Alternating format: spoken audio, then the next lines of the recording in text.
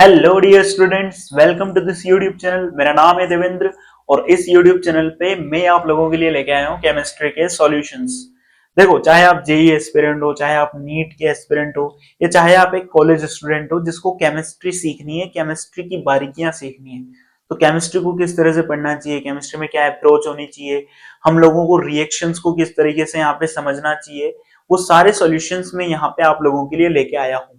तो आप अगर चैनल पे नए हो तो चैनल को एक बार सब्सक्राइब कर दो और वीडियो को लाइक जरूर कर देना।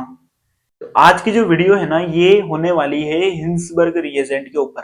देखो, हिंसबर्ग रिएजेंट क्या होता है, हिंसबर्ग टेस्ट हम लोग कहाँ पे कंडक्ट करते हैं, ये सारी चीजें हम लोग इसमें यहाँ पे समझने वाले हैं। तो सबसे पहले मैं आपको बताता हूँ, देखो हिंसबर्ग रिएजेंट क्या होता है। देखो, हिंसबर्ग रिएजेंट होता है PH S double bond O double bond O और यहाँ पे Cl।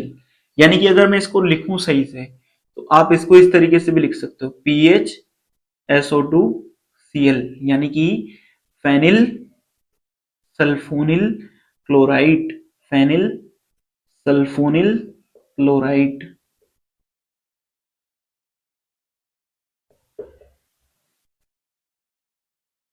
अब फेनिल सल्फोनिल क्लोराइड जो है, इसको हम लोग हिंसबर्ग रिएजेंट बोलते हैं। इस हिंसबर्ग रिएजेंट को यूज किया जाता है अमाइंस का टेस्ट करने के लिए। भाई एमीन, कौन सी एमीन 1 डिग्री एमीन है, कौन सी 2 डिग्री एमीन है, या कौन सी टर्शरी एमीन है, 3 डिग्री एमीन है, इस चीज को चेक करने के लिए हम लोग यहाँ पे हिंसबर्ग टेस्ट का यूज करते हैं। इसको अलग अलग एमीन्स के ऊपर लगा के देखते हैं। सबसे पहले हम लोगों ने यहाँ पे ली है 1 डिग्री एमीन। अब अगर इसके साथ आप रिएक्शन करवाते हो किसकी, हिंसबर्ग रिएजेंट की, तो हिंसबर्ग रिएजेंट कुछ ये इस तरह से होता है। ठीक है, यहाँ ये जो Cl है ना, इस H को एक्वायर करेगा। पहले तो ये Cl इस H को एक्वायर करेगा और यहाँ पे माइनस हो जाएगा क्या, HCl। ठीक है, सबसे पहली स्टेप में आपको इस हाइड्रोजन को निकालना है, इस Cl के साथ माइनस हो जाएगा HCl। तो यहाँ पे एक हम लोगों को उत्पाद प्राप्त होगा कुछ इस तरह का। इसका नाम होता है एल्किल फेनिल सल्फोनेमाइड। मैं लिख देता हूं यहां पे, एल्काइल फेनाइल सल्फोनेमाइड, सल्फोनेमाइड। देखो, अमाइड आ रहा है इसके नाम में। अमाइड आप जानते हो क्या होता है, सी डबल बॉन्ड ओ और उसके साथ में NH। ठीक है, सी डबल बॉन्ड ओ के साथ में NH2 जुड़ जाता है तो वो बन जाता है अमाइड। लेकिन यहाँ पे सी डबल बॉन्ड ओ की जगह क्या है, एस डबल बॉन्ड ओ। ठीक है, और NH है आगे। ठीक है, तो यहाँ पे ये क्या होगा, सल्फोनेमाइड होगा। क्या होगा, सल्फोनेमाइड। स्पेशल टाइप का एमाइड है सल्फोनेमाइड। इस तरीके से आप समझ सकते हो। अब हम इस रिएक्शन में क्या डालेंगे, बेस डालेंगे। ठीक है, बेस यानी कि यहाँ पे हम लोग क्या यूज करेंगे, KOH। अच्छा, KOH का आयनन अगर होता है तो ये क्या देगा, एक तो K प्लस देगा और एक क्या देगा, OH माइनस देगा। तो ये जो OH माइनस है ना, ये इस नाइट्रोजन के साथ जुड़े हुए हाइड्रोजन को बाहर निकाल देगा और क्या बना लेगा, H2O। एक तो इस रिएक्शन में क्या बाहर निकल गया, H2O बाहर निकल गया। अब देखो, यहां N के साथ कौन आके जुड़ जाएगा, ये K, यानी कि सोल्ट बन जाएगा। सोल्ट बन जाएगा कुछ इस तरह से। अच्छा, यहां पे ध्यान देने वाली बात यह है कि जब मैंने बेस के साथ रिएक्शन करवाई ना इस एल्किल फेनिल सल्फोनेमाइड की, तो यहां रिएक्शन हो गई। इसका मतलब ये जो चीज बनी है ना, कब, जब मैंने प्राइमरी एमीन को किसके साथ, हिंसबर्ग रिएजेंट के साथ रिएक्ट करवाया, तो ये जो चीज बन रही है ना, ये चीज क्या है, बेस में सोल्यूबल है। यानी कि क्षार में क्या है, विलय। क्षार में क्या है ये चीज, विलय। क्योंकि क्षार के साथ रिएक्ट करके क्या दे रहा है, कंपाउंड दे रहा है, कुछ ना कुछ सोल्ट दे रहा है। इसका मतलब ये क्षार में क्या हो सकता है, डिसॉल्व हो सकता है। तो ये तो प्राइमरी एमीन के लिए हो गया। अब हम सेकेंडरी एमीन के लिए टेस्ट करवाते हैं। सेकेंडरी एमीन के साथ टेस्ट करवाएंगे तो वापस से हमें हिंसबर्ग रिएजेंट लेना है।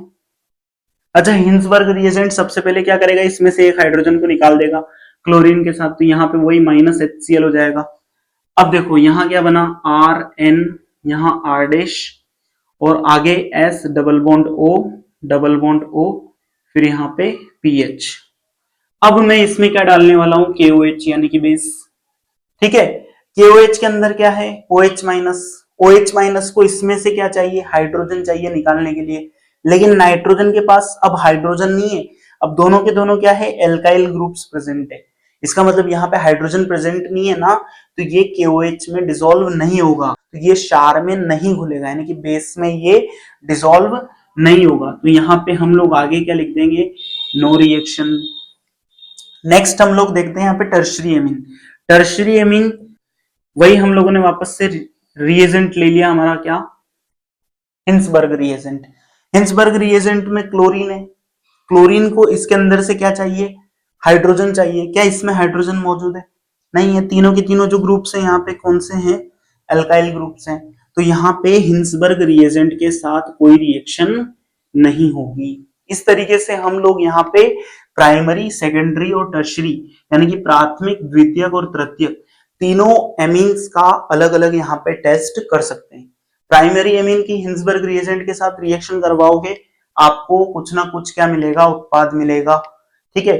फिर ये उत्पाद जब बेस में डिसॉल्व करोगे ना, तो आपको एक सोल्ट देगा, ठीक है। इसका मतलब ये बेस में क्या हो सकता है, डिसॉल्व हो सकता है। सेकेंडरी एमीन रिएक्शन तो कर लेगी, लेकिन रिएक्शन करने के बाद जो बनेगा ना, बेस में नहीं घुलेगा, ठीक है। और टर्शरी एमीन तो रिएक्शन ही नहीं करेगी। टर्शरी एमीन के पास कोई हाइड्रोजन मौजूद नहीं है ना इस क्लोरीन को देने के लिए, तो इस वजह से टर्शरी एमीन के साथ यहाँ पे हिंसबर्ग रिएजेंट की कोई रिएक्शन नहीं होने वाली। वीडियो कैसा लगा आप लोगों को कमेंट करके जरूर बताना।